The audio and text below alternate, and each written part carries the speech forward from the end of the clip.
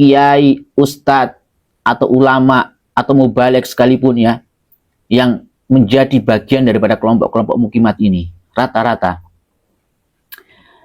mereka kalah pengaruh dengan habaib.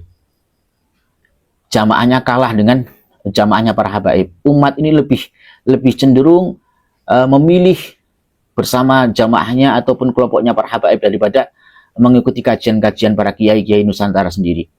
Seharusnya introspeksi diri. Assalamualaikum warahmatullahi wabarakatuh. Pada kesempatan yang sangat berbahagia ini kita akan menyimak sebuah video, di mana dalam video tersebut kita akan menyimak sebuah penjelasan yang sangat menarik dari salah seorang ustaz. Langsung saja kita simak videonya. Bismillahirrahmanirrahim. Untuk para mukimat-mukimat di seluruh Nusantara, ingat ya, Indonesia ini dimerdekakan karena persatuan. Kalian teriak-teriak NKRI harga mati, NKRI harga mati. Ada NKRI, Negara Kesatuan Republik Indonesia, itu karena dimerdekakan atas dasar persatuan, sama-sama mengusir penjajah. Ingat, dulu yang menjadi jongos-jongos Belanda, yang menjadi antek-antek Belanda, yang menjadi pengkhianat-pengkhianat para pejuang-pejuang, siapa? Pribumi. Banyak juga pribumi yang menjadi pengkhianat, menjadi jongos-jongos penjajah di kala waktu perjuangan merebut kemerdekaan Indonesia ini. Mulut-mulut kalian teriaknya NKRI harga mati, Pancasila harga mati. Ya. Sejak kapan NKRI harga mati ini dibangun atas pondasi perpecahan dan rasisme? Tidak ada. Justru kalau kita mau ingat sejarah, mau jujur terhadap sejarah sejak berdirinya bangsa ini, NKRI ini terwujud karena kerajaan-kerajaan di Nusantara ini, kerajaan-kerajaan yang sudah ada sebelum Indonesia ini ada, mereka raja-raja, mereka para kesultanan, mereka merelakan diri untuk bergabung menjadi Negara Kesatuan Republik Indonesia. Dan ingat, Indonesia ini bukan hanya tanah Jawa, ya. Indonesia ini bukan hanya di Jawa Tengah, Jawa Timur, Jawa Barat, bukan. Indonesia ini luas. Indonesia ini negara terbesar, negara terluas untuk saat ini. Memiliki 3 waktu, ya. Jadi ingat, Indonesia ini bukan hanya tanah Jawa. Jadi kalian ini jangan sok rasis, ya. Merasa paling memiliki Indonesia, merasa paling memiliki NKRI. Seakan-akan kalian ini satu-satunya pembela NKRI. Mikir. Yang bertentangan dan membahayakan Pancasila, membahayakan Negara Kesatuan Republik Indonesia itu adalah para koruptor-koruptor yang merampok uang-uang negara yang diambil dari pajak rakyat. Ya. Yang bertentangan dengan Pancasila itu mereka para penegak-penegak hukum yang dolim. Ya. Para penegak-penegak hukum yang tidak menegakkan hukum secara adil. Ya. Itulah mereka yang bertentangan dengan Pancasila. Bukan gamis, bukan jenggot, bukan Arab, bukan Yaman. Mikir. Yang membahayakan NKRI itu adalah mereka para pejabat-pejabat korup. Para pejabat-pejabat penguasa-penguasa yang menjual aset-aset bangsa ini kepada asing. Ya, yang memberikan leluasa kepada orang-orang asing yang menguasai ekonomi, menguasai aset-aset negara. Ya, mereka ini yang harus kita lawan. Kalian ini koar-koar mengatasnamakan, mengklaim sebagai kelompok yang membela ulama-ulama Nusantara, pembela kiai-kiai pribumi, ya.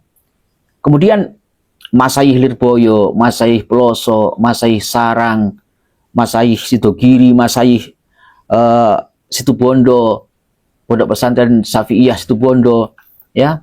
Kemudian para ulama, kiai, masaih, pengasuh-pengasuh pondok pesantren di seluruh Indonesia ini yang mereka masih menghormati para habaib, yang menasihati kita, menasihati umat ini untuk menjaga persatuan.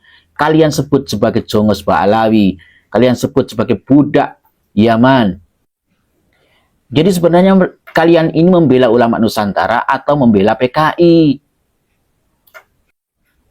Sejak zaman dulu, komunis itu anti dengan Islam. Benci dengan pondok pesantren, benci dengan kiai, benci dengan ulama. Para PKI, para gerwani, para simpatisan PKI di kala itu sejarahnya, ya. Kalau melihat santri itu disebut sebagai jongosnya kiai. Karena ada santri yang merumput untuk kiainya, mencarikan kayu bakar untuk kiainya, ya, yang munduk-munduk kepada kiainya, yang takdim kepada kiainya disebut sebagai budak dan jonggosnya kiai. Itu kelakuannya PKI. Kemudian kalian ini yang merasa bangga dengan simbol NU-nya, koar-koar di belakangnya ada simbol NU.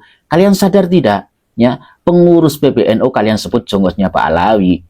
Bahkan Rois Am PBNU kalian sebut sebagai budak Pak Alawi. Jadi kesimpulannya, kalau menurut saya, analisa saya secara pribadi ya, coba dicek kalau salah. Kalian pikir ya, menurut saya kelompok-kelompok yang berada di barisan Mukimat ini, mereka ini terdiri dari kelompok-kelompok seperti Syiah Rafidhah, ya, Syiah Rafidhah. Kemudian Syiah ini menjamur di Indonesia, tidak bisa kita pungkiri. Banyak Syiahnya di Indonesia ini. Kemudian Wahabi yang ekstremis, para Wahabi yang anti tabaruk, anti tawasul, ya. Mereka ini Wahabi ekstremis ini bergabung bersama kelompoknya Mukimat ini. Kemudian lagi anak cucu Gerwani, anak cucu PKI, ya, yang mereka punya dendam, ya, karena dulu pernah di bumi hanguskan, pernah dibantai oleh kaum muslimin, nenek moyangnya. Kemudian dijawab, kan ada juga ustadz-ustadz, kiai-kiai, ulama-ulama yang menjadi bagian daripada Mukimat ini, yang mendukung gerakan anti Yaman, anti Arab ini. Tak kasih tahu ya. Coba dicek, koreksi kalau salah. Kiai, ustadz, atau ulama, atau mubalek sekalipun ya, yang menjadi bagian daripada kelompok-kelompok Mukimat ini, rata-rata mereka kalah pengaruh dengan habaib. Jamaahnya kalah dengan jamaahnya para habaib. Umat ini lebih cenderung memilih bersama jamaahnya ataupun kelompoknya para habaib daripada mengikuti kajian-kajian para kiai-kiai Nusantara sendiri. Seharusnya introspeksi diri, ya. Umat ini bisa membedakan mana majelis-majelis yang menyejukkan, mana majelis-majelis yang membawa mereka ini dekat kepada Allah Subhanahu wa taala. Dan juga para tokoh-tokoh yang mengaku Gus, yang katanya juga ulama, yang punya pondok-pondok pesantren atau mungkin kiai, ya. Itu yang menurut saya mereka-mereka ini yang sudah fikol bihi marodun, sudah ada penyakit dalam hati mereka. Penyakit apa? Iri, dengki, hasud, atau punya masalah pribadi dengan para habaib. Maka dengan isu nasab ini mereka manfaatkan untuk melampiaskan sakit hati mereka terhadap para habaib. Kemudian siapa lagi gerombolan-gerombolan yang berada di kelompoknya Mukimat ini? Ya, mereka adalah para dukun-dukun, ya, dukun-dukun yang membawa umat ini kepada kesesatan, dukun-dukun klenik, ya, yang mereka mengkampanyekan tentang kemusyrikan, ya, agar meninggalkan kiai, meninggalkan syariat Islam, ya. Kemudian ditambah lagi dengan aliran-aliran kejawen yang ekstrim, ya, aliran-aliran Gadulucu, aliran-aliran Darmo Gandolis. Mereka berada di kelompok-kelompok ini. Kemudian tambah satu lagi, kelompok ini yang sangat nampak sekali, ya. Dan kalian pasti sudah paham. Para pembenci habaib, para pencaci maki Arab, Yaman, yang mulutnya rasis, ya. Siapa mereka? Ternak-ternaknya Mulyono. Semua ternak-ternaknya Mulyono, semua berada di barisannya Mukimat. Cek, kalau salah koreksi. Kalau kalian mengklaim sebagai pembela ulama Nusantara atau pengikut ulama Nusantara, saya sebagai muhibbin, sebagai pecinta para habaib, juga pecinta ulama-ulama Nusantara. Kami juga sangat mencintai kiai-kiai pribumi. Kami juga taat sami'na wa ata'na terhadap dauh-dauh dan nasihat-nasihatnya ulama-ulama pribumi. Ulama tidak memandang ras, kami tetap menghormati mereka meskipun berbeda pendapat sekalipun. Kami tetap menghormati ulama-ulama pribumi. Mereka yang mengajari kita, mengajari saya untuk tetap menghormati para habaib, untuk memuliakan orang alim, ya, untuk memuliakan orang-orang soleh, untuk menjaga adab dan akhlak, ya, untuk tetap mencintai negara ini, mencintai bangsa ini, untuk tetap tunduk terhadap negara kesatuan Republik Indonesia ini, agar tidak memberontak terhadap negara.